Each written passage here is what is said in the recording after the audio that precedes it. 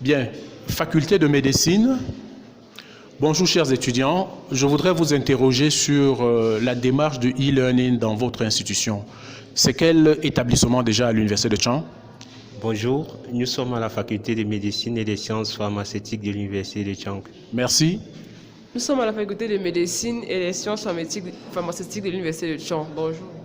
Bonjour, merci. Et vous? Bonjour, nous sommes à la faculté de médecine et des sciences pharmaceutiques de l'Université de Tchang. Oui, puis savoir votre niveau? Master 2, biologie clinique. Master 2, santé publique. Master 2, épidémiologie et santé publique. Voilà, merci de nous accueillir dans votre établissement dans le cadre de ce sondage sur le e-learning dans les institutions d'enseignement supérieur au Cameroun. Première question, comment se déroulaient les classes avant le Covid? Je voudrais que vous me précisiez si vos enseignants utilisaient déjà un peu le numérique ou pas. Les enseignants utilisaient déjà un peu du numérique pour nous expliquer à l'instar des groupes WhatsApp et autres. Et vous? Oui, effectivement, les enseignants utilisaient un peu du numérique en nous donnant des fichiers numériques et des projections en classe, pas PowerPoint plus précisément. Dans les PowerPoint? Oui, dans les PowerPoint précisément, pendant les cours, avant le Covid. Avant la Covid. Okay. And you? And before the coming of the pandemic, the teachers gave us a bit of e-learning with PowerPoints and numerical forms of Word documents and PDF documents, which we used to study at home and even in our machines. Okay. Is the teacher was part of your group in WhatsApp? Yes, we have a group where the teacher is part of, and What the teacher does in that group? the teacher gives us major informations and guides us in learning and even in the writing of our projects and protocols. Every time he gives you advice and try to give you the most so that you can improve your studies. Yes, he does so. Maybe anytime there is an information, he brings it up, and anytime there's something important, he brings it up too. Et comment travaille-t-on dans vos groupes WhatsApp? Bon, dans nos groupes WhatsApp, en ce qui concerne les cours à l'école, c'est juste pour passer des informations sur quand, comment et la période des cours, s'il y a des examens prévus et tout. On les passe dans les groupes WhatsApp, particulièrement pour ceux de santé publique. Ok, merci. Et vous? Et le groupe WhatsApp nous permettait de poser les questions à l'enseignant le soir sur les parties du cours que nous n'avons pas bien assimilées. Et cela permettait à l'enseignant de répondre aux questions et cela permettait aussi à d'autres camarades de comprendre le cours. Bien. Est-ce qu'on pouvait saisir le prof à tout moment de la journée ou bien bref, est-ce que c'était possible de saisir le prof même en off, c'est-à-dire vous déposez juste une question et après il vient répondre? Et cela était bien et bien possible. En fonction de sa disponibilité, il répondait aux questions. Et vous? Oui, en fonction de la disponibilité, c'est vrai qu'il y a quand même le facteur connexion, coupure de lumière et indisponibilité du prof qu'il faut prendre en compte. Donc, on pouvait laisser des messages et dès que possible, dès que la lumière revenait par exemple, on pourrait avoir une réponse, mais pas directement. Okay. Now I want to ask you a question about the material they give you. Is what soft? Absolutely. Have you video, graphics, maps, and so on when they send lesson in WhatsApp group? Already, it depends on the necessity of the message sent, because it could be in videos, it could be in maps, it could be in graphics, it could be in text. So the message would be to meet a need. So they used all those techniques, those different forms. Okay. How many teachers used to come in WhatsApp group in your department? Already, for us in clinical biology, our chief of department is the one in the group with us that gives us the information. Can you give me the percentage of teachers that use WhatsApp at that time? I really cannot tell. Quel est le pourcentage de tous vos enseignants dans votre filière? À peu près quel pourcentage s'occupait et faisait ces activités sur WhatsApp? Bon, dans notre filière, je dirais à peu près 75% des enseignants. Ok. Et chez vous? À peu près 60%, puisque la plupart des enseignants qui utilisaient cette stratégie-là étaient les enseignants missionnaires, ceux-là qui viennent et repartent. Or, les enseignants qui sont sur place, nous avons l'opportunité de les rencontrer au département et ainsi. C'était donc généralement les enseignants missionnaires qui menaient beaucoup plus ce genre d'activité-là. Oui, effectivement. Oui, ça c'est une information très très importante. Et maintenant, nous allons passer à la période du Covid. Le Covid arrive, le ministère demande à toutes les universités de fermer parce que la crise est grave, on évite les contaminations et chacun est chez soi. Comment l'établissement réagit? Dès qu'on a fermé, comment l'établissement réagit? Dès qu'on a fermé les salles de classe, la faculté de médecine a immédiatement mis sur pied le système de e-learning, c'est-à-dire l'utilisation en première intention du groupe WhatsApp pour les échanges avec les enseignants. Mais comment est-ce que vous avez été informé de tout cela? À travers nos délégués et à travers nos groupes WhatsApp de promotion. Ah, ça c'est pertinent. Et chez vous, comment l'administration a réagi? C'est la même chose, vous avez une réponse différente? Non, effectivement, c'est à travers les groupes WhatsApp que s'est déroulé les cours et tout. D'accord. Donc, on a continué sur WhatsApp comme avant la Covid, sans rien changer? Sur WhatsApp, c'est devenu plus intense. Avant la Covid, on pouvait juste poser des questions qu'on n'a pas bien comprises et tout. Mais maintenant, pendant la Covid, c'était pratiquement des cours qui se faisaient sur WhatsApp. C'était plus juste des questions mal comprises. Oui, si je comprends bien, l'Université de Tchang avait déjà créé une plateforme Moodle. Est-ce que vos cours étaient sur cette plateforme Moodle? Bon, au niveau de la plateforme, c'était mieux sur WhatsApp, comme je disais tantôt, parce qu'au niveau de la plateforme, il y avait quand même des petits manquements en termes de réseau et tout. Donc, vous ne vous êtes pas connecté sur la plateforme Moodle de la faculté de médecine? Si, à quelques différences près.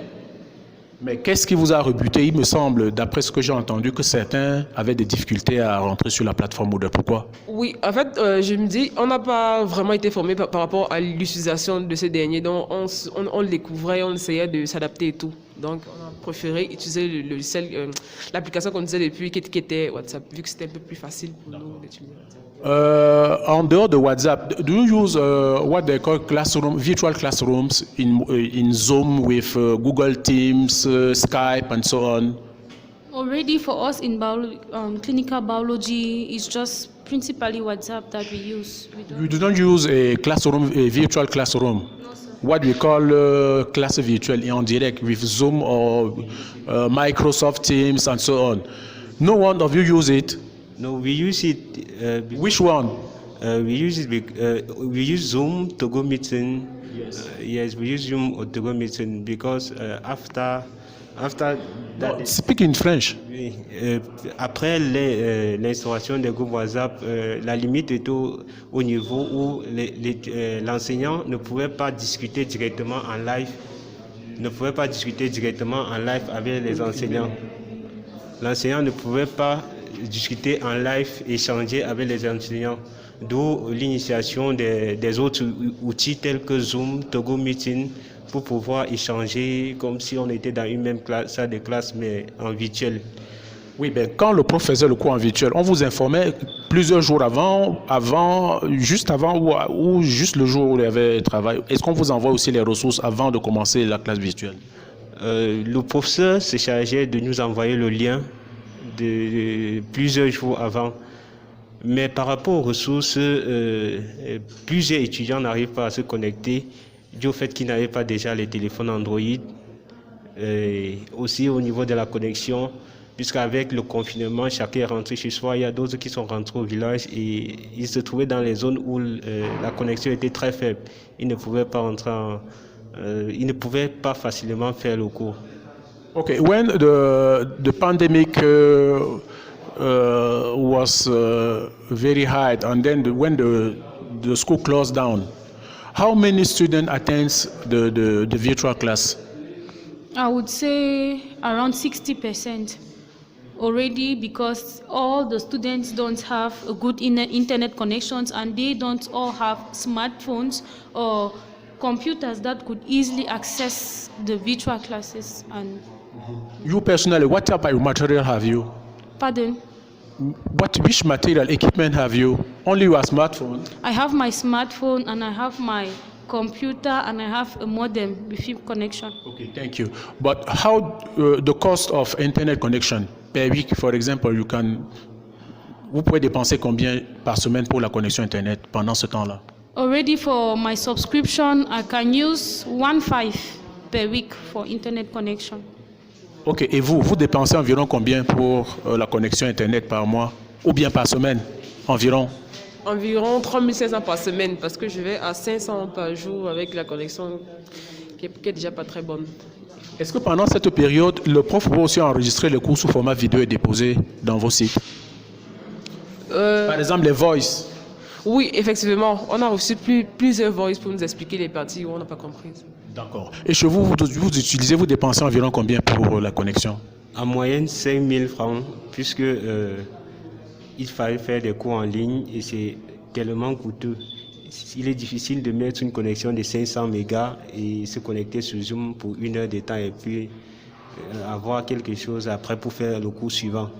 Donc, la limite était vraiment au niveau du coût de la connexion. Les étudiants n'arrivaient pas à se connecter parce que des fois, nous sommes dans nos chambres en cité. Nous n'avons même pas 100 francs pour boire le tapioca. Et du coup, on vous demande de mettre 1000 francs de connexion pour suivre le cours.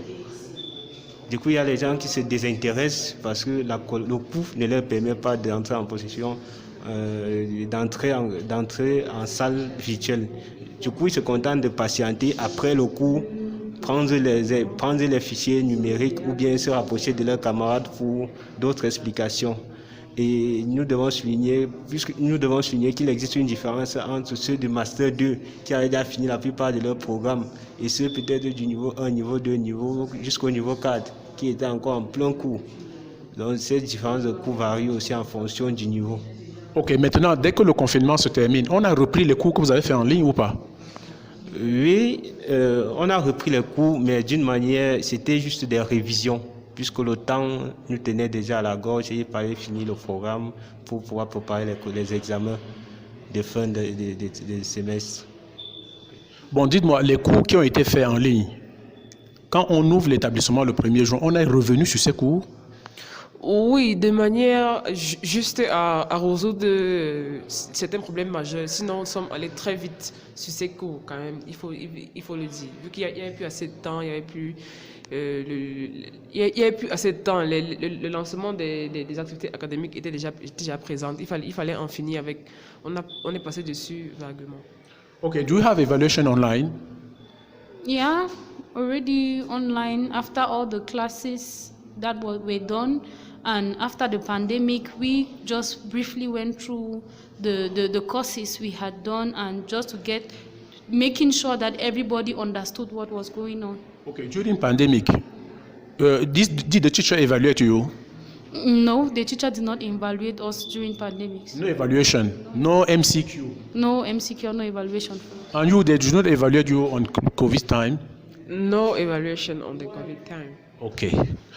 I want to tell you, but now when the COVID finished, how do you appreciate the situation? Comment est-ce que vous avez apprécié quand le COVID va se terminer là? On revient à quel mode dans votre établissement? Je pense que nous devons associer les deux modes puisque le monde est de plus en plus numérique et qu'avec l'arrivée du Covid, nous avons remarqué que par rapport à d'autres pays, nous étions très en retard. Je pense que c'était l'occasion pour nous de constater cette faiblesse-là. Et nous appelons vraiment nos dirigeants à nous associer, à plus impliquer le numérique dans nos études pour que nous soyons connectés avec le reste du monde. Et s'il fallait vous former, dans quel domaine est-ce que on devrait vous former pour que vous soyez apte à utiliser le numérique pour apprendre? S'il fallait nous former, je pense qu'on devrait nous former sur l'utilisation du numérique proprement dit, l'utilisation des nouvelles méthodes. Oui, mais quel aspect de façon très pointue? Quel outil? Par exemple, utiliser la plateforme pédagogique, telle que Moodle? Oui, on devrait nous former par rapport à l'utilisation des plateformes pédagogiques, effectivement, et les différents logiciels et applications qu'il nous faut pour... D'accord. If they want to train you, which type of training do you want to master ICT? Already, I will need training on how to access the different sites, on how to access the different applications, like example, Zoom. We all don't have trainings on how to maybe get the link of the video, going to Zoom and so on. And there are other applications that we don't even know their existence. So I think they are supposed to bring the knowledge of those applications to the level of the student while telling them how they can easily access them. Okay. Can you ever enter a digital library? Yes. Example? A Google, I think it's PubMed if it's a digital. Yes, that's right. Ici at the university, you do have a digital library? We have a digital library, but I've never accessed it. Well, if you have a digital library, please give me the link of that website. I would need it. Personally, I don't use a digital library. Okay, and you? Personnellement, non, je ne suis pas au courant de l'existence de...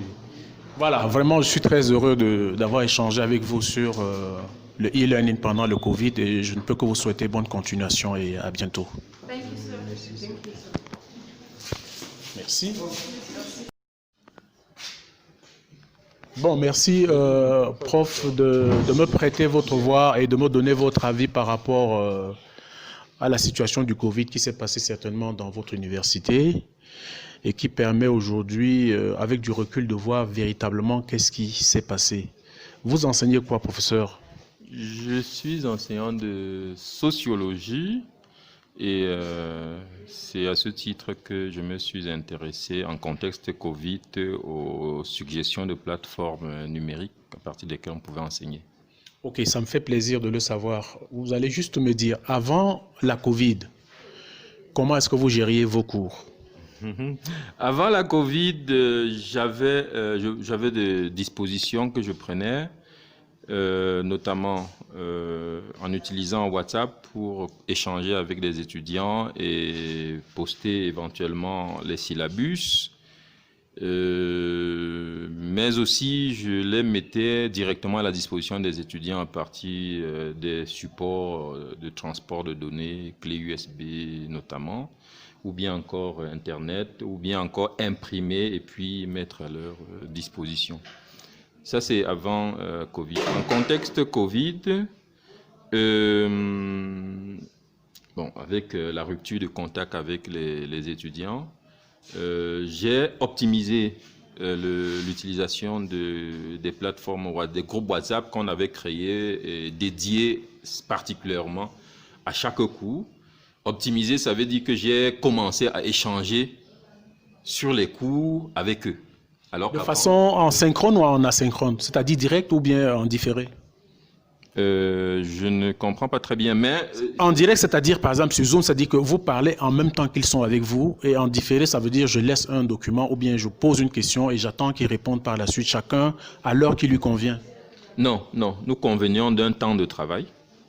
Et pendant ce temps, nous effectuons des échanges. Le préalable étant que le support de cours, le syllabus, les documents complémentaires ont déjà été postés sur la plateforme. Et donc, on vient d'une heure à partir de laquelle on échange.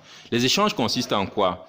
En ce que pour chaque partie du cours, je propose des exercices et on travaille consécutivement sur les exercices pendant le temps imparti. Ok, très bien. Quelle était la réaction de vos étudiants par rapport à cela? Bon, la réaction, je peux la voir en 2 points. Je pense que il y a un problème de qualité de connexion Internet, d'accès à Internet, disons, ainsi globalement. Accès, c'est-à-dire que c'est la qualité de la connexion, mais aussi c'est sur les coûts. C'est aussi accès au matériel nécessaire, les smartphones, Android, avec lesquels ils peuvent se connecter. Donc ça, c'est un problème. Donc tout le monde n'était pas toujours présent à tous les cours. Quelle proportion, par exemple, chez les absents? J'ai eu des cours où les étudiants étaient très, très intéressés, mais des cours aussi pendant lesquels ils n'étaient vraiment pas connectés. Je vous partage des expériences. Par exemple, en faculté de sciences, en faculté de médecine, j'ai eu des enseignements sur une quarantaine. Je parvenais à avoir 30, 38 même. J'ai eu 38 étudiants dans 2. Et donc, je me dis, les 2 là, même en présentiel, peut-être ils n'auraient pas pu. Dans la même faculté, ça c'était en médecine. dans la même faculté, en biomédical, le taux de participation était à peu près de 60, on peut dire même 60%. Vous voyez que l'écart qu'il y a entre biomédical et médecine. En socio même, en sociologie dans ma filière, j'ai forcé pour que les étudiants viennent au cours. Quelle technique est-ce que vous avez utilisée pour quand je dis forcer, c'est-à-dire que je valorise en termes de points, en termes de score, la participation à chaque cours. C'est-à-dire participation, c'est-à-dire vous êtes présent. Parce qu'au début du cours, je dis le cours commence à telle heure et je vous donne 10 minutes pour signaler votre présence. Et donc chacun peut mettre le nom et puis chacun met son nom. J'imagine que c'est chacun, de toute façon. Chacun met son nom, chacun met son nom. Et à la fin également, je dis bon, ok, vous avez 10 minutes pour que chacun mette encore le nom. Et donc, quand vous êtes présent, ça vous fait un bonus. Ensuite, quand vous intervenez, ça vous fait des bonus. Et donc, on a réussi à compter. Tu dis bon, ok. Vous avez contribué, vous avez eu 10 interventions, donc ça vous fait, vous avez eu 7 interventions. C'était un peu fastidieux, mais bon, c'est pas moi qui les comptais, je mets à contribution d'autres étudiants pour faire ce décompte. Donc quand je force le taux, on voit bien que le taux de participation est élevé. Sinon, à la base, sans forcer, en sociaux, j'avais les taux très très faibles de participation. J'ai également fait un cours dans un truc de l'université de Douala. L'université de Douala a créé aussi une plateforme pour poster les... Mais il me semble qu'ils ont eu des problèmes en interne là-bas. Cette plateforme n'a vraiment pas été utilisée. Plus tard, quand il a été question pour moi de rencontrer les étudiants, ils disent qu'ils n'ont jamais eu le cours. Or, le cours avait été bien mis sur la plateforme. Donc, le cours a été repris malgré le fait qu'il ait été mis sur la plateforme. Alors, pour eux, quand j'ai beaucoup insisté pour que les étudiants créent même la plateforme WhatsApp. Et donc, quand on programmait les cours, le taux de participation était le plus faible de l'ensemble des enseignements que j'ai pu avoir. Donc, moi, je comprends qu'il y a, dans la participation, nous avons évacué la question logistique, c'est-à-dire connexion Internet, matériel de connexion, ainsi de suite. Je peux évacuer ça parce que ça peut arriver à tout le monde. Il y a des jours où on se connectait et moi, ma connexion ne passait pas. J'ai le crédit, mais la connexion ne passe pas. Donc, évacuons cette question. Mais je pense qu'il y a une question d'éducation, de sensibilisation des étudiants quant à l'opportunité d'utiliser les plateformes numériques comme espace d'enseignement proprement dit. Voilà. Donc ça, c'est pour WhatsApp. Mais je voulais aussi partager une expérience, mais elle est tout à fait particulière parce que j'ai eu l'expérience de Zoom avec les étudiants de la faculté. Il y a un établissement de médecine catholique là, affilié à l'Université catholique d'Afrique centrale. Je dis que c'est une expérience particulière parce que ce sont des travailleurs essentiellement. Et donc, je pense qu'ils font le malin. Ils font le malin. Donc, le taux de participation au cours était très faible. Très, très faible. Et moi, j'ai aussi eu des difficultés. Je n'étais pas habitué à Zoom. Donc, quand j'ai commencé, quand je suis sur Zoom, je ne savais pas comment savoir que ce que je dis là, il y a quelqu'un qui m'écoute ou pas. Donc, le cours qui commence à 17h, j'ouvre la plateforme avant 17h, mais je vois bien qu'il y a une personne connectée, mais je ne sais pas, quand je commence à parler, je ne sais pas si cette personne-là m'écoute même ou si elle ne m'écoute pas. Ouais. Vous voyez, ça c'est une autre expérience que j'ai eue. Mais globalement, lorsque les étudiants sont sensibilisés, ils sont réceptifs. Ok. Avec votre regard de sociologue, post-Covid maintenant, quelle leçon? Non, c'est osé. C'est osé. Parce que les leçons, j'ai plutôt j'ai réfléchi et puis j'ai eu l'idée de représentation. Par exemple, WhatsApp, je pense que les étudiants pensent que les espaces d'échange électronique sont davantage des espaces de divertissement et sont moins des espaces pédagogiques. Et donc, on peut se dire que on n'est pas très sérieux Et on ne se dispose pas à être très sérieux quand on dit qu'on organise un cours sur WhatsApp. Je préfère WhatsApp parce que ça a été vraiment très dense. Les autres, Zoom, oui, quoi là encore, qu'on a utilisé pour des réunions, non. Ça c'est autre chose. Pour les cours, c'était vraiment WhatsApp. Et donc, mon sentiment, c'est que les étudiants appréhendent WhatsApp comme vraiment un espace de divertissement. Et moi, je me dis, s'il y a enfin une bonne sensibilisation, une bonne communication sur ces outils, en leur indiquant comment est-ce que c'est des espaces de travail, comme si on se retrouvait autour d'une table ou bien dans une classe, ça pourrait avoir bien de meilleurs résultats. Et donc, il faut continuer à travailler sur les plateformes numériques d'enseignement et de formation. Même après la Covid, d'autant aussi que les plateformes numériques permettent de gagner en temps, de gagner en espace, de gagner même en outils de travail. Donc voilà. OK. Maintenant que nous sommes dans la phase post-Covid, on abandonne la distance, on rentre au présentiel ou bien on adopte une méthode hybride? Directement une méthode hybride. Donc, vous êtes pour l'hybridation, vraiment? Moi, je suis pour l'hybridation. Okay. Merci beaucoup. Je ne vais pas vouloir abuser de vous et de votre disponibilité, mais cela ne va pas s'appeler acharnement. J'ai un petit questionnaire de 5 minutes. 5 minutes. Papier. Okay. Avec votre BIC, vous le faites et vous m'aurez rendu un service énorme. Enfin, pour la communauté. Merci. Utiliser ça, les plateformes numériques pour nous envoyer les questionnaires. Oui, mais tout le monde est en vacances et le MINESUP a refusé de nous donner la base de données des enseignants. Mais il y a des groupes qui le font. Voilà. Bonjour. Ah d'accord, ok. Bonjour monsieur, je voudrais juste avoir votre point de vue sur comment se sont déroulés les cours pendant le confinement et comment évolue le numérique au niveau de votre université. Vous faites quelle faculté, s'il vous plaît? Je fais la faculté des sciences, la filière informatique, niveau 4. Très bien, merci. Vous êtes censé bien savoir avec les outils numériques aujourd'hui. Avant que le confinement n'arrive, comment se déroulaient les activités pédagogiques dans votre établissement? Est-ce que vous disposez d'un Wi-Fi gratuit pour les étudiants ici dans votre faculté? Non, nous ne disposons pas de Wi-Fi gratuit. Est-ce que vous avez une salle informatique où vous pouvez vous connecter gratuitement sur Internet? Non, je ne crois pas. On a un labo, mais je ne crois pas qu'il y a des machines à l'intérieur. C'est vrai que je ne suis jamais allé, mais je ne crois pas qu'il y a des machines à l'intérieur. D'accord. Et maintenant, pendant la période d'avant le Covid, comment se déroulaient vos cours? Les cours se déroulaient normalement, comme dans toutes les autres universités au Cameroun. On a les cours magistraux, qu'on fait en amphi. Et après une certaine période, généralement c'est 1-2 mois, on fait les TD.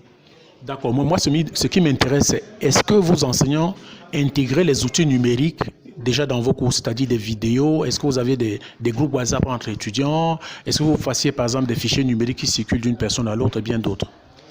Oui, forcément. On a un groupe WhatsApp pour l'amphi, pour le niveau, quoi, dans lequel on balance les cours sous forme numérique. Mais si on veut aller un peu plus loin, en regardant le e-learning, c'est-à-dire faire les cours peut-être en ligne, non, on n'avait pas pensé jusqu'à avant l'arrivée du Covid-19. Est-ce que vos enseignants étaient intégrés dans vos forums? Oui, les enseignants étaient intégrés. Alors, et qu'est-ce qu'ils faisaient effectivement? Est-ce qu'avant le cours, vous passez le support ou bien vous passez l'exercice dans le forum? Ils passaient le sport, généralement c'est le sport de cours, quand on passait dans le forum. Et les exercices aussi? Oui, on peut dire oui. Et maintenant, entre vous les étudiants, comment ça se passait? Les entraides en ligne? Comme tout ailleurs, forcément, on s'intégrait dans le forum. Quand j'ai un souci, je peux balancer dans le forum. Un ami, il a une idée, il m'aide. Comme partout ailleurs, en fait. Voilà. Maintenant, le Covid arrive, le ministre demande de fermer les universités. Comment est-ce que l'institution réagit déjà? Oui, ici à Tchad, on est allé un peu plus vite. On est allé vite par rapport à d'autres universités, puisque la plateforme a été disponible bien avant. Puisque pendant le Covid, j'étais chez nous à Douala, puisque je ne reste pas ici, j'étais chez nous. Et quand je regarde un peu la loi avec laquelle les choses se sont passées, notre plateforme a été disponible bien avant celle de Douala, en fait. Ce qui fait que nos cours, on a une partie chat où on pouvait chatter avec l'enseignant. Il est connecté, nous sommes aussi connectés de notre côté. On pose les questions, on répond par rapport au TD, en fait, par rapport au PDF, par rapport à l'article que nous a envoyé, en fait. Normalement, le cours, on a eu à relire l'article. Le cours a débuté, on pose les questions, il nous répond. Bon, c'était comme ça que ça se passait, en fait. Bon, pas grand-chose à ajouter. Bien, en fait, vous aviez donc la plateforme Moodle, une plateforme Moodle. Pour vous, les informaticiens, j'estime que ça a été plus facile pour vous. C'est vrai que nous, on manipule déjà un peu plus l'outil informatique par rapport à d'autres filières. C'est vrai que c'est un peu plus facile, mais pas tant que ça. Puisque moi, j'ai eu un peu de difficulté avec la plateforme. De quel ordre? Bon, là, surtout au niveau de parfois se repérer sur la plateforme, en fait. Donc, on ne vous a pas donné un tutoriel pour vous aider à vous retrouver facilement sur la plateforme? Les tutoriels? Là, je ne crois pas. Je n'étais pas au courant de ce tutoriel. Je n'étais pas au courant du tutoriel. Autrement dit, on vous donne le nom d'utilisateur et le mot de passe et c'est suffisant. C'est tout ce qu'on vous a donné. On vous dit, bon, on vous donne l'adresse de la plateforme, mot de passe, nom d'utilisateur. C'est tout ce qu'on vous a donné. Oui, à ma connaissance, c'est tout ce que j'ai reçu. Mot de passe. Et là, maintenant, chacun se débrouille. Oui, chacun se débrouille, en fait. Okay. Merci. Et vous, madame, comment est-ce que vous avez vécu cette période du Covid quand c'était fermé? Vous faites quelle filière et quelle faculté? Faculté des sciences, filière informatique niveau 4. Ok, merci, enchanté.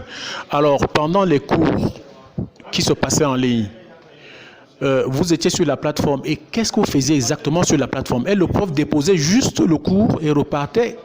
Quelle activité interactive est-ce que vous aviez sur la plateforme? Bon, sur la plateforme, principalement, c'était Fac Sciences, e-learning. Et bon, sur la plateforme, il y avait principalement plusieurs modules. Premièrement, on avait le module chat, dans lequel on pouvait échanger les messages avec le professeur. Et il y avait aussi un module où le prof déposait les cours. Les TD, les TP, tout le prof déposait là sur la plateforme. Tout étudiant pourrait entrer en position du cours. Et sur la plateforme, le professeur avait la possibilité de configurer en fait le passage de chaque leçon, chaque chapitre. Peut-être telle semaine, la semaine du 4, peut-être au 11, c'est tel chapitre qui passera. Et durant cette semaine, il programme peut-être 1 ou 2 jours de passage. Et avant de programmer ce jour de passage, nous sommes supposés lire le cours bien avant. Et sur la plateforme, il explique quelques ambiguïtés. On pose des questions et il répond. C'est ainsi que ça se passait du moins. Ok, merci beaucoup. Donc, les activités interactives. Vous avez également eu des cours virtuels, c'est-à-dire dans les outils de visioconférence? Si, nous avons eu les cours. Quel outil de visioconférence avez-vous le plus utilisé? Principalement Zoom. Ok, et les leçons duraient combien de temps? Bon, déjà sur la plateforme Zoom, les conférences, on a la possibilité de configurer les conférences, probablement 2 heures. Et le professeur a la possibilité, après 2 heures, de reconfigurer encore une autre conférence. Donc, on va arriver peut-être en une journée de faire probablement 3-4 conférences, voire 6 à 8 heures. D'accord. Et maintenant, est-ce que vous avez eu des problèmes de connexion? Principalement, c'était le problème majeur, la connexion. Perturbation du réseau ou simplement parce que vous n'aviez pas suffisamment d'argent pour vous connecter? Bon, déjà les 2 problèmes sont relevés. Perturbation du réseau et aussi problème financier. Et d'accord, mais peut-être la capacité aussi de votre machine à pouvoir... L'outil informatique adéquat pour entrer, en fait pour avoir accès au cours, quoi. L'outil informatique. D'accord. Est-ce que vous avez mis à profit les ordinateurs que le président de la République vous a donnés dans le cadre de ce cours-là, ces ordinateurs-là? Bien sûr. Le PB qui a été distribué à chaque étudiant était l'outil principal même pour nombreuses personnes. C'était l'outil principal. L'outil principal à la participation au cours durant le Covid, la période de Covid. D'accord, merci. Maintenant, je prends les activités pratiques. Je suppose que les cours qui sont basés sur la connaissance, peut-être les savoirs, peuvent être facilement faits. Mais maintenant, pour les TP et les TD pratiques, comment est-ce que vous avez géré ça pendant le Covid?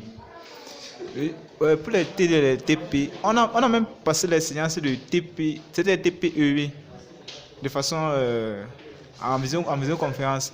Puisque pour notre plateforme, on a intégré un autre outil, Big Blue Button. Dans Moodle. Oui, dans Moodle. Oui, qui était une alternative à Zoom. Mais seulement que Big Blue était un peu plus facile. Bon, ça ne dérange pas, la connexion là-bas était un peu plus fluide en fait, quoi, par rapport à Zoom. Bon, c'était plus facile. Tout le monde se connecte là. Et l'enseignant, il crée comme ma conseillère a très bien dit, l'enseignant lui crée une réunion, une session, tout le monde se connecte et le cours est lancé. On passe au cours normalement, comme si on était... Seulement qu'on n'est pas là physiquement en fait. Mais tout le monde suit, tiens, chez toi, tu suis la conférence en fait. Ok, mais dites-moi, si vous êtes 100 en classe, combien étaient permanemment connectés et qui étaient toujours présents au cours? Quelle proportion environ? Bon, si on prend principalement notre cas, nous sommes environ 50. Et déjà, moins de 50% étaient connectés. Moins de 50%. Et chez vous? C'est la même, on fait la même filière. Bon, est-ce qu'il y a des profs qui étaient complètement perdus et qui ne se sont pas engagés dedans, dans les cours à distance? C'est-à-dire qui ont dit je ne fais pas, je n'en sais rien, et puis ils ont complètement abandonné? Non, tous les professeurs étaient engagés, tous. Bon, tous se sont mis. Oui, principalement, c'est la même filière. Ok, merci. Maintenant, le Covid est parti. Quelle impression est-ce que vous avez? Faut-il continuer à utiliser un mode hybride? Faut-il abandonner carrément la ligne pour rentrer aux activités traditionnelles? Quel est votre avis? Je crois que le mode hybride serait la meilleure solution. Puisque déjà, ici à l'université, on a souvent les problèmes de salle. Problèmes de salle de cours. Oui. Ce qui fait que parfois, on arrive à l'université, on n'arrive pas à trouver des salles et on rentre, on reprend le cours à une séance prochaine. Or, avec ce problème-là, on pourrait faire de telle sorte que, comme on sait qu'il n'y a pas assez de salles, les étudiants peut-être de niveau un peu élevé, peut-être à un niveau master 1, master 2, peuvent passer peut-être les cours par visioconférence, donc à partir de la plateforme en fait. Plus la plateforme est disponible, elle ne va pas se fermer. Ils peuvent continuer les cours toujours à partir de la plateforme. C'était une expérience qui s'est... Ça s'est bien déroulé en fait, pour moi. D'accord, merci. Vous avez fait les cours la nuit? Beaucoup plus la nuit que le jour ou bien l'inverse? Non, c'était un peu mélangé. On faisait parfois en journée, parfois la nuit. Donc, il n'y avait pas... Bon, je n'ai pas trop prêté attention, mais c'était beaucoup plus en journée, quoi. D'accord.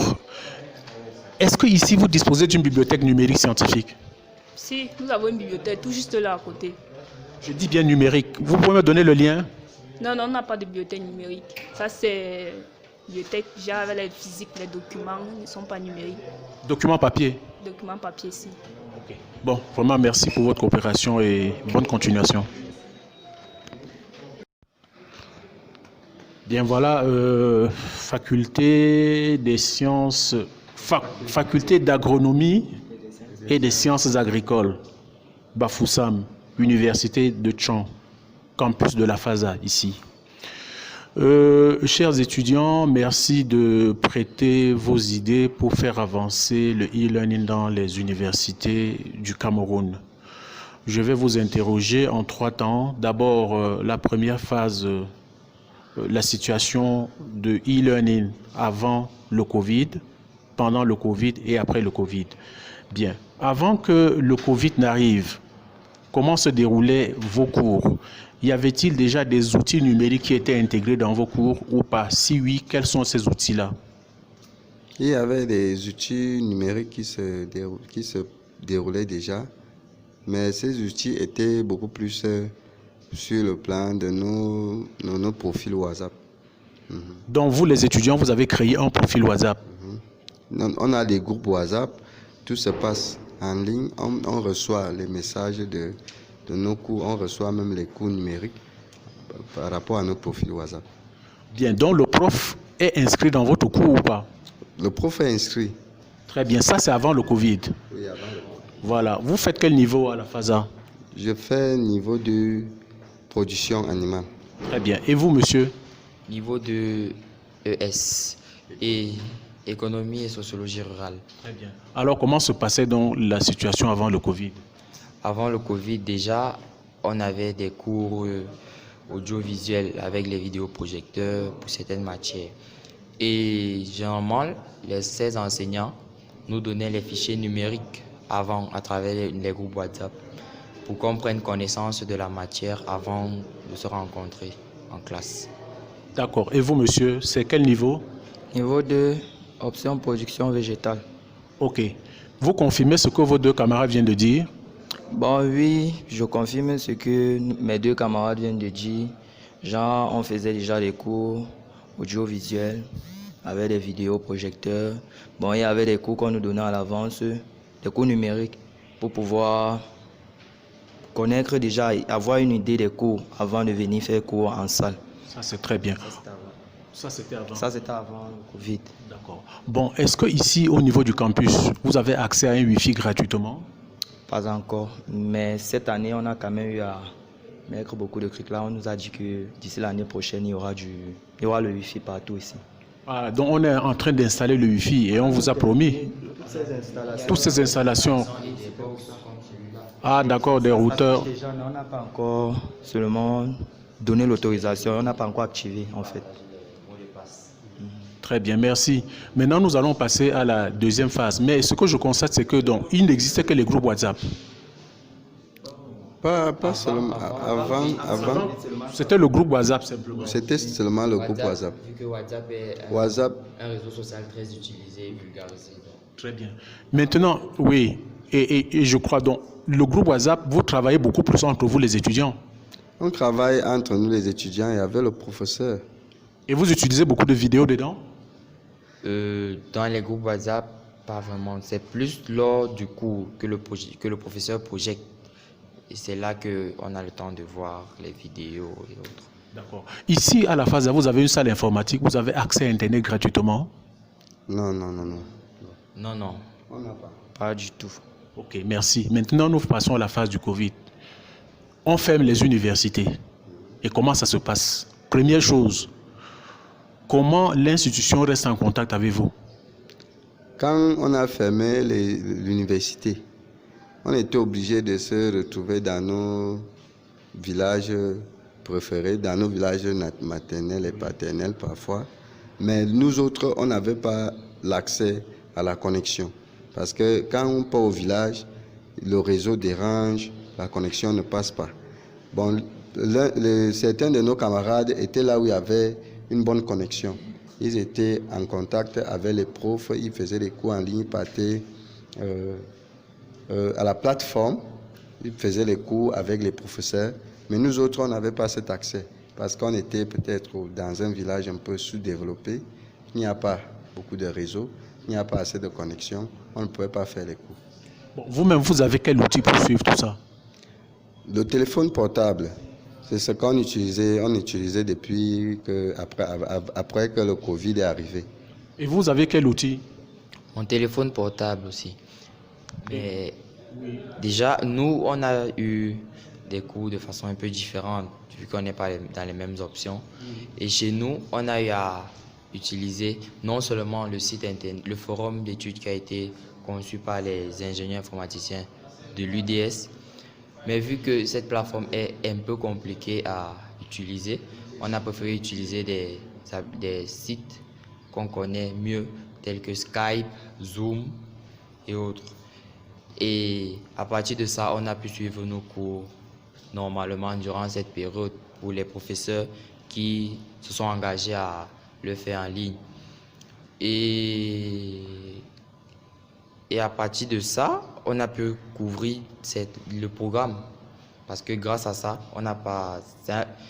la période de confinement n'a pas été une période blanche. On a pu évoluer dans nos cours. Et vous, monsieur? Bon, par rapport à moi, chez nous, je sais qu'on a quand même aussi fait cours sur Skype, sur Zoom. C'est vraiment moi, je parle de moi personnellement. J'ai pas trop fait cours parce qu'il y avait des problèmes de connexion à un moment et les heures aussi. Tu vas faire cours peut-être à 22h, 23h, tout le monde à la maison et tout. Tu déranges, c'est pas bien. Donc, ce qu'on faisait, c'était que quand ces cours-là finissent, il y avait les professeurs ont mis à notre disposition la possibilité de télécharger les vidéos avec un code. Donc, on téléchargeait les vidéos après, tu pouvais revoir et comprendre ce que tu n'as pas pu comprendre lorsqu'on était en train de faire le cours. Oui, ça c'est vraiment ce qu'il dit est important. Je vous dis bien, ce que vous dites va contribuer à améliorer ce qui est déjà là. Donc, les cours étaient programmés parfois jusqu'à très tard dans la nuit alors?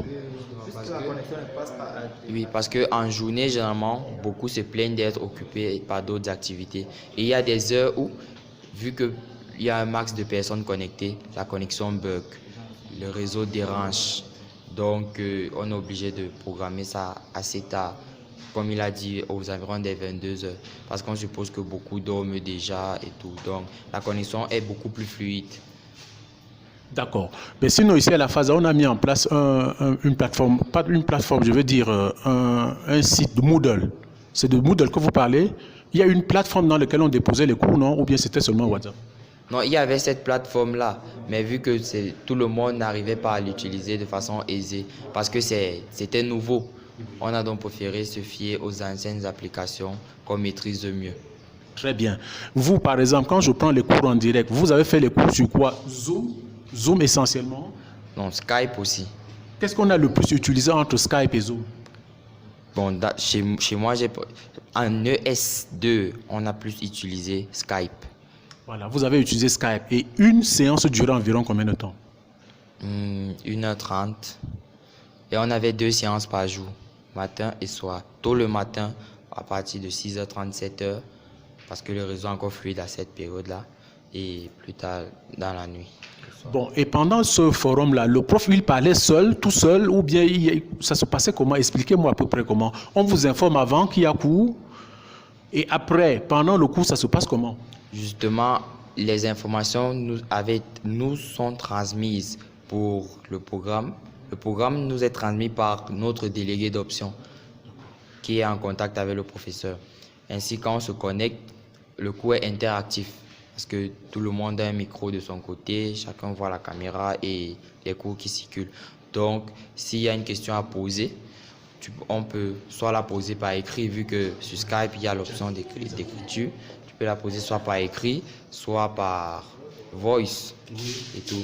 Et le professeur prenait la peine de répondre à toutes nos questions, ou presque. Okay, très bien. Et pendant ce temps, il faisait passer l'écran sur PowerPoint, par exemple? Oui, oui. Il faisait passer un slide et il expliquait au fur et à mesure. Oui. Okay. Quand bien même il y avait des incompréhensions, il y avait des TD qui se passaient. Parce que nous, on a même eu à faire des TD et même des TP. On a étudié beaucoup, même des TP en ligne. Ah, mais ça, c'est vraiment très bien. Et vous? Moi, particulièrement, je recevais les cours après, là, quand je me retrouve à la connexion. Je recevais les cours et les interventions de mes camarades. Je comprenais quand même comment ça se passait. Dès que je me retrouvais à la connexion, je me connecte, je prends la peine de prendre les cours. J'ai les cours avec moi. Bon. Cela grâce à l'option d'enregistrement de cours. Généralement, après l'avoir enregistré, on est encore le délégué, prend la peine de nous redistribuer l'enregistrement du cours pour que ceux qui ont eu des incompréhensions, des zones d'ombre ou qui ont eu des connexions qui ont dérangé pendant le cours prennent cette vidéo-là, la relancent, réécoutent ce qu'on a dit pour s'enrichir encore.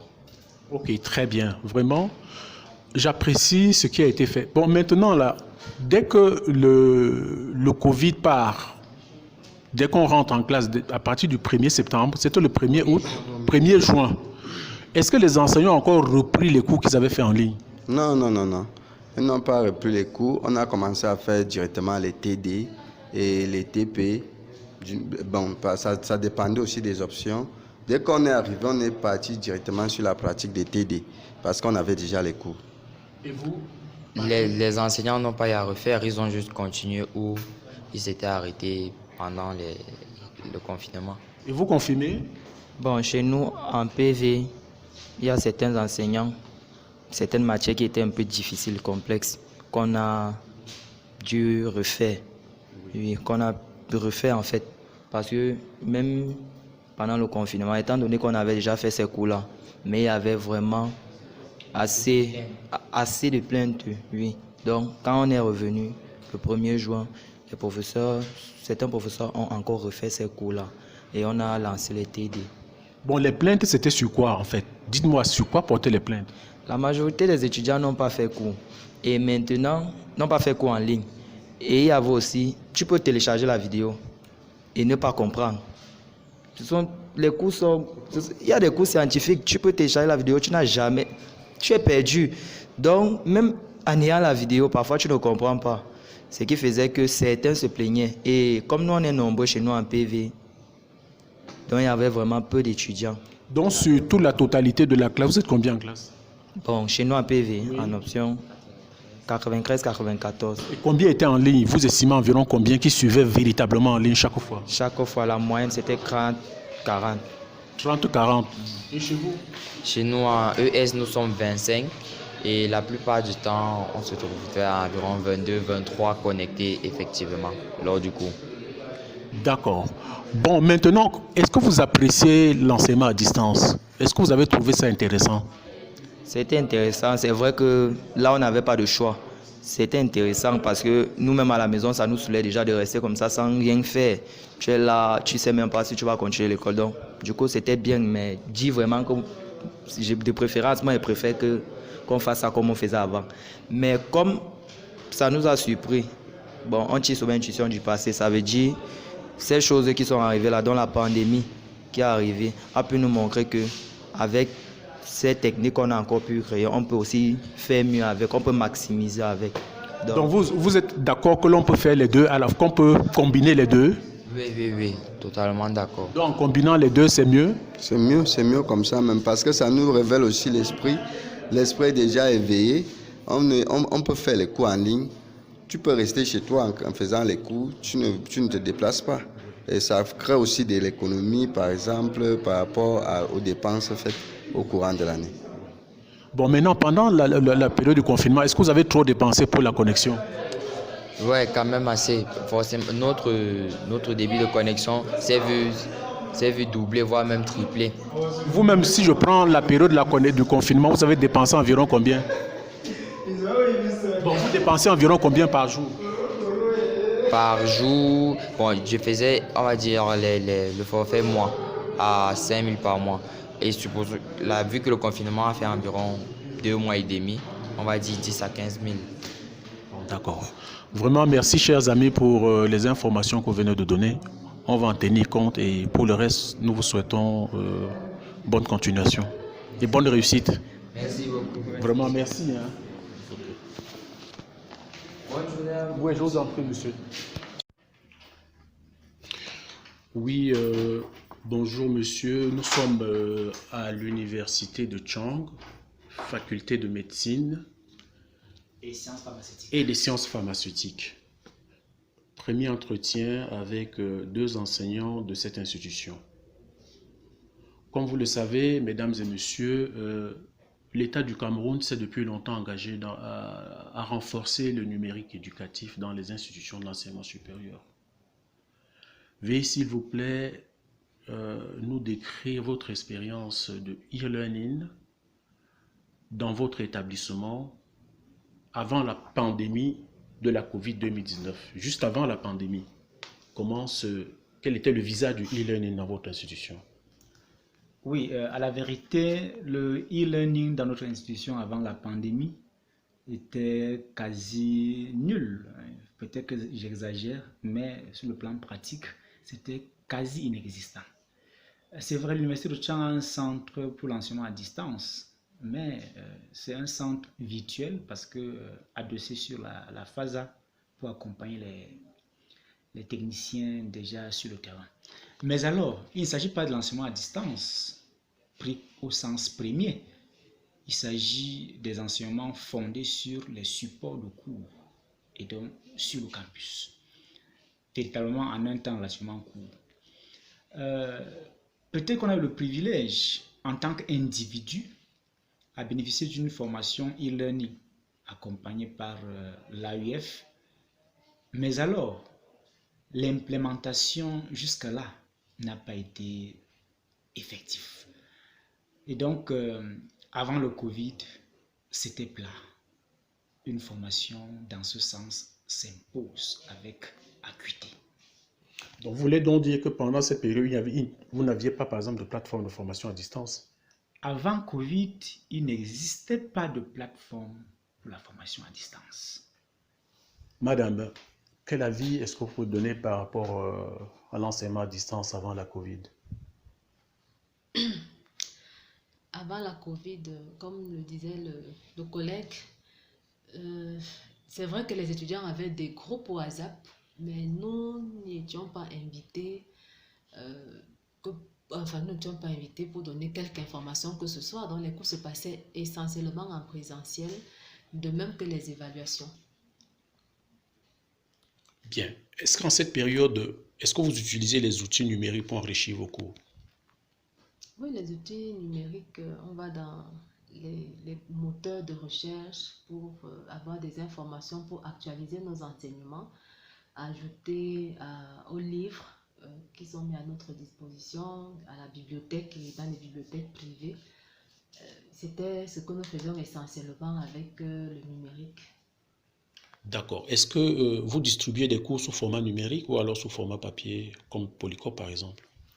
C'était sous format papier. Nous prenions la peine nous-mêmes de sortir un template, dans une copie avec tous les éléments que nous donnions aux délégués qui étaient chargés de la distribution, dans la multiplication et la distribution à tous les étudiants. Oui, mais est-ce que vous disposez déjà ici des infrastructures numériques telles que, par exemple, les vidéoprojecteurs et puis, par exemple, un Wi-Fi? Nous avons des vidéoprojecteurs pour chaque salle parce que depuis quelques années, les outils de la performance de la télécommunication nous ont été fortement encouragés à utiliser et nous utilisons les PowerPoint pour nos enseignements. Le Wi-Fi n'est pas stable, on ne va pas dire qu'on l'utilise. En réalité, chacun utilise la connexion qu'il a en fonction des opérateurs de la télécommunication qui nous permettent d'avoir le flux, mais Wi-Fi, non, nous n'en avons pas. Ok, madame. Oui, je reviens à vous, monsieur. Vous êtes en faculté de médecine où nous savons qu'il s'agit des enseignements qui peuvent être qui peuvent solliciter beaucoup de vidéos. Est-ce que vous avez, par exemple, utilisé beaucoup de vidéos avant la Covid dans vos cours?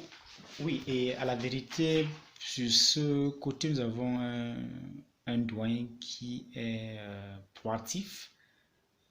Comme disait notre collègue là, chaque salle est dotée d'une vidéo et il y a même des vidéos de réserve. Donc pour ça, au moins, les étudiants sont habitués avec nous à faire des cours sur vidéoprojecteur. Oui, d'accord. Les vidéoprojecteurs, mais je veux parler des ressources vidéo.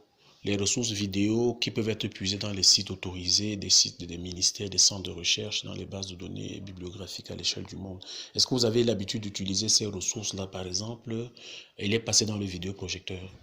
Oui, disons que ça fait partie des enregistrements de nos cours. Oui, ça, on le fait. Ok, merci. Donc, je voudrais revenir maintenant à la période, la fermeture des campus. Alors, la Covid vient sans s'annoncer et brusquement, les campus sont fermés. Qu'avez-vous fait, madame? Déjà, ça a été un moment difficile parce qu'on se posait tous la question comment on va continuer. En fait, on s'est retrouvés un peu comme des enfants qu'on jette dans l'eau alors qu'on leur a pas appris à pêcher. Et nous avions suivi à la télévision, à la CATV notamment, lors d'un 20h30, le ministre de l'Enseignement supérieur cassait l'un après l'autre tous les arguments que nous avions pour dire que nous ne sommes pas prêts à commencer les cours en numérique. Nous pensions que la couverture électrique n'était pas stable, la connexion non plus, et même les étudiants n'avaient pas de téléphone Android pour ça.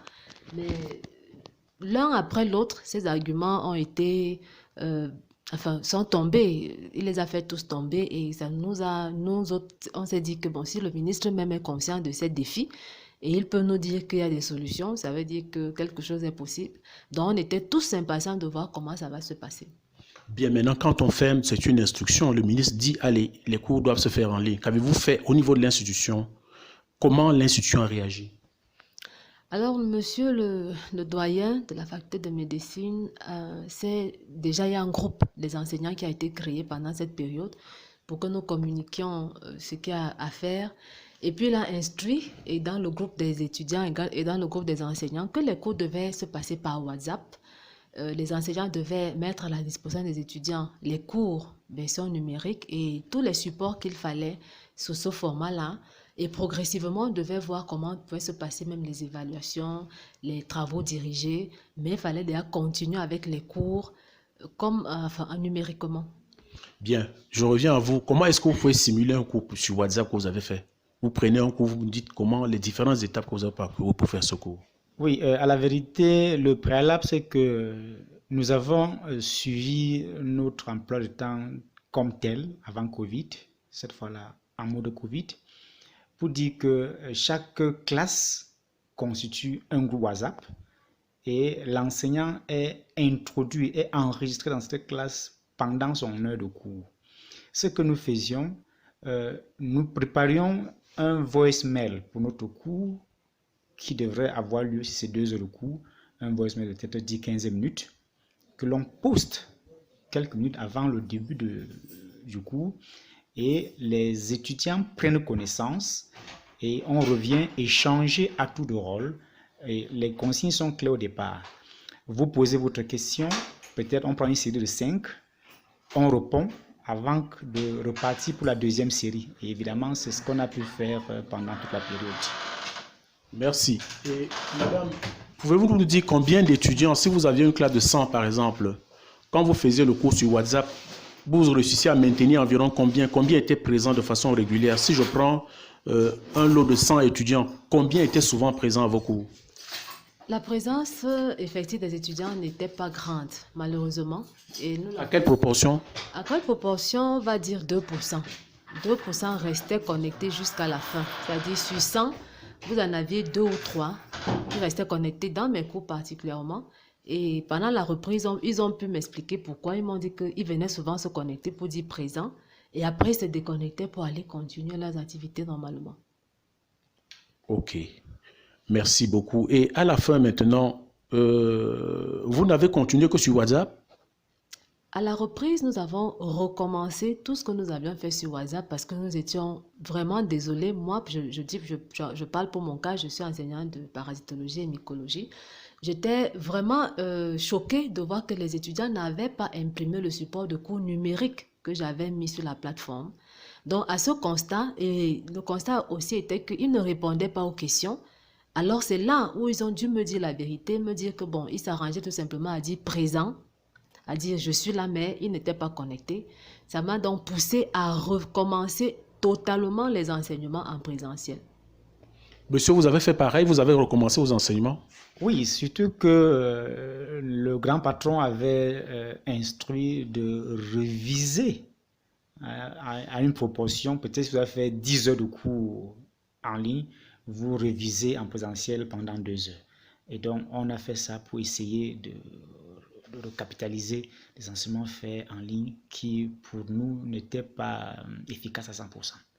Bien, voilà. Et comment est-ce que vous avez évalué en ligne? Les évaluations en ligne, une fois de plus, on a demandé que si un étudiant a raté l'évaluation en ligne, qu'il soit évalué en présentiel, peu importe la raison. Surtout quand on avait le problème de connexion de temps à autre. Vous dites, bon, on va faire un devoir, un QCM peut-être à 10h15. À 10h15, c'est le moment où les gars trouvent qu'ils n'ont pas de connexion, ils avancent toutes les raisons. Et vous êtes obligé de vous aligner parce que vous n'avez rien pour vérifier l'information de l'autre côté. Ah oui, très bien. Mais madame, vous pouvez me donner le détail. Quel genre de questions? Il y avait que les QCM. Les QCM, les questions étaient posées sur le forum et les étudiants répondaient comment? Comment vous avez récupéré les travaux des étudiants à travers les QCM que vous avez proposés sur WhatsApp? Je n'ai pas évalué de façon formelle. J'ai donné des devoirs à faire et ils me rendaient les devoirs en Word. Donc, chaque étudiant me redonnait son devoir en Word, mais je n'ai pas fait des évaluations formelles par WhatsApp. Nous avons fait les évaluations en présentiel à la reprise des enseignements. Donc, chaque étudiant était autorisé à déposer son fichier Word sur WhatsApp? Effectivement, ils étaient autorisés donc à faire ce devoir en Word, de faire un copier-coller. Et moi, j'avais donc pour objet donc de récupérer et de lire dans ma machine pour voir si au moins on est en train d'aller dans le même sens. Donc, pour moi, c'était beaucoup plus dans les orientations, me rassurer que les étudiants sont en train de comprendre jusque-là. Bien, maintenant, nous allons embrayer sur la dernière phase. Maintenant, le Covid part et on recommence. Quels enseignements avez-vous tirés? Le chemin est encore long jusqu'à l'implémentation concrète de l'outil informatique, mais je salue le courage que nous avons eu. Et je crois que c'est le moment de dire que impossible n'est pas camerounais, parce que au moment de l'annonce, la fermeture de la présentielle et du début du numérique, j'étais vraiment parmi les sceptiques. Mais je dis encore que les arguments que nous avions ont été renversés les uns après les autres. On s'est essayé au jeu et ça nous a même permis d'avoir une ouverture plus grande. Il y a beaucoup de conférences que moi, personnellement, j'organise dans le cadre d'autres formations en ligne. Ça permet de toucher un maximum de personnes, c'est-à-dire ça réunit des personnes qui sont géographiquement éloignées. Donc, je crois que c'était une belle expérience pour montrer que le monde, finalement, est un village planétaire et on n'est pas aussi loin les uns que les autres. Voilà, quelle perspective pour le e-learning dans votre établissement, madame? C'est un merveilleux outil. Je pense qu'on pourrait faire les deux, c'est-à-dire en même temps les présentiels et quelquefois revenir là-dessus, permettre aux étudiants qui sont un peu timides en classe de pouvoir poser des questions qu'ils n'oseraient pas poser en présentiel ou alors même après qu'ils aient lu, ils peuvent se rendre compte qu'ils n'avaient pas bien compris les explications en salle. Ils peuvent voir. Donc, je pense que les deux, le e-learning serait complémentaire au présentiel. Oui, ça c'est très pertinent, madame. Et vous, monsieur? Oui, à la vérité, il faut que toute la composante universitaire soit éduquée et formée au e-learning. Que l'étudiant soit formé, que l'enseignant aille lui-même à l'école du e-learning et que nos campus soient numérisés. D'ailleurs, le frein que nous avons, c'est la source d'énergie qui n'est pas stable.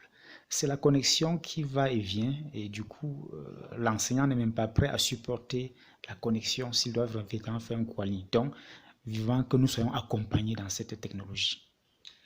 Ok, je vous remercie, mais avant, je pose une dernière question. Il semble qu'à l'Université de Tchang, vous avez reçu une plateforme. L'avez-vous utilisée? Oui, la plateforme a été créée, outillée, mais ce que l'enseignant faisait, il déposait son cours dans la plateforme pour que l'étudiant aille télécharger pour lecture. Donc, c'est essentiellement, la plateforme n'a pas servi à créer un peu d'interaction? Pas véritablement. Pas véritablement. Ok, mesdames et messieurs, je vous dis merci de la part d'Afro-Ronde dans le cadre de ce projet et je vous souhaite bonne continuation et à la prochaine. C'est un plaisir. Je vous en prie. On garde ça, vous allez Oui, pareil, c'est chaud. Oui, je vais déposer ça chez le doyen.